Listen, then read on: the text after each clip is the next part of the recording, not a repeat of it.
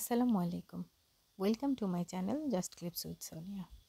I hope আপনারা সবাই অনেক ভালো আছেন। আলহামদুলিল্লাহ আমি অনেক ভালো আছি। এবার কিন্তু ডিসেম্বরের ছুটিতে চলে গিয়েছিলাম জায়ানের ফুপি বাড়ি। তো জায়ানের ফুপি আমাদেরকে কি কি রান্না করে খাওয়ালো তার কিছু ক্লিপস আমি নিয়ে রেখেছি।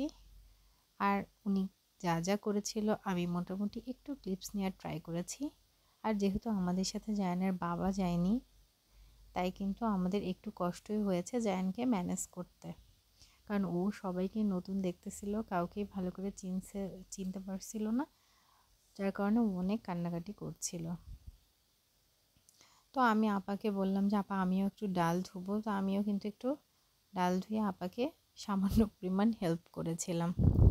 আর গ্রামের বাড়িতে বড়ি দেওয়া মানে কিন্তু একটা ভীষণ উৎসব, তো সেরকমই হয়েছিল। আমরা মোটামুটি 7-8 জনের মতন ছিলাম। তো আমার খুব ভালো লেগেছিল বড়ি দেয়া দেখতে। আমি অনেক দিন পর আসলে বড়ি দেওয়ার সম্মুখীন হলাম। আমি মানে আমার মনেও নাই আর কি, আমি ছোট ছিলাম, তখন আমি দেখেছি সরাসরি বড়ি দেয়া।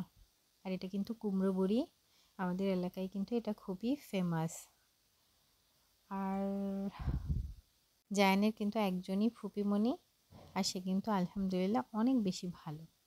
আর আমার আসলেই অনেক ভালো কপাল যে আমি ননদ পেয়েছি, মাশাল্লাহ ভালো। আর আমার দুজন যা, তারাও কিন্তু আলহামদুলিল্লাহ অনেক বেশি ভালো। আমরা কিন্তু সবাই অনেক ফ্রেন্ডলি, আমরা একদম বোনের মতন থাকি। আমাদের মানে কখনোই ফিল হয় না যে আমরা শ্বশুরবাড়ি গিয়েছি বা ননদের বাসায় গিয়েছি। লাইক আমরা বাসায় আছি, আর আমরা সবসময় একটা ফেস্টিভ মুডেই থাকি। আমরা যে কোনো কিছু করলেই পিকনিকের মতন হয়ে যায়, তো বেশ ভালো লাগে সব কিছু। আমরা একসাথে ঘুরতেও বের হই, যদিও এবার আমার কোনো যা ছিল না, যার কারণে আমি আমার ননদের বাসায় গিয়েছিলাম। আসলে আমার শাশুড়ি শ্বশুর ছিলেন, বাট আমার কোনো যা না থাকার কারণে আসলে ভালো লাগছিল না, কারণ ওদেরও বাচ্চা কাচ্চা আছে। আমরা সবাই মিলে খুব বেশি এনজয় করি, কিন্তু ওটার আর সুযোগ ছিল না। মনটা খারাপই লাগছিল, ওদেরকে অনেক বেশি মিস করছিলাম, কিন্তু কি আর করার, ওইভাবেই ঘুরে আসতে হলো আর কি। তারপরেও বেশ ভালো লেগেছে। আর আমার ননদের যে বাচ্চাগুলো ছিল ওরা মাশাল্লাহ অনেক বেশি ভালো, অনেক বেশি মিশুক। আমার ওদেরকে খুবই ভালো লাগে। তো ওরাও অনেক বেশি কম্পানিয়ন দিয়েছে আমাকে।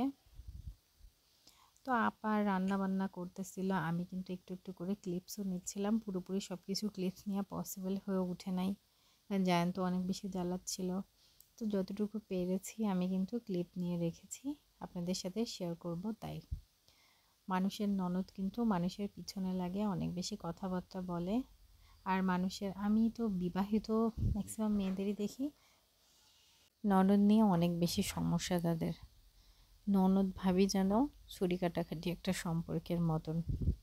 তো আমি এদিক থেকে লাকি যে আমার নিজের ননদও আলহামদুলিল্লাহ ভালো, এবং আলহামদুলিল্লাহ আমার ভাবির কাছেও আমরা ননদ হিসেবে ভালো। এটা আমার মুখের কথা না, আমার ভাবি সবসময় এটা বলে, কারণ আমার ভাবির সাথেও আমাদের অনেক ফ্রেন্ডলি সম্পর্ক।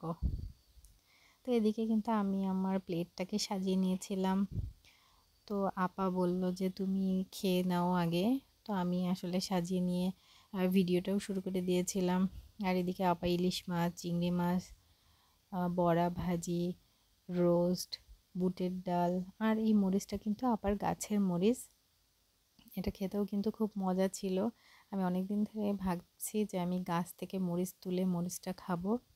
তো ফাইনালি আমার সেই ইচ্ছাটা পূরণ হলো, কারণ আমার ভাইয়ের বাসায় গিয়েও আমি চেয়েছিলাম, কিন্তু আমি আসলে খাওয়ার সময় ভুলে যাই। তো আপা আমাকে আগেই তুলে রাখতে বলেছিল, তো ফাইনালি আমি তুলেও রেখেছিলাম। তো আমার দিনটা খুবই বেশি ভালো কেটেছিল। এদিকে আপার বানানো দই অসাধারণ, এটার কোনো তুলনাই হয় না। তো আমার এই ভিডিওটা যদি আপনাদের ভালো লাগে থাকে, অবশ্যই অবশ্যই কমেন্ট করে জানাবেন। আর কার ননদ কেমন অবশ্যই কমেন্টে কিন্তু জানাতে ভুলবেন না। আর আমার চ্যানেলটিকে সাবস্ক্রাইব করে ফলো দিয়ে পাশে থাকবেন। Thanks for watching. হ্যাঁ।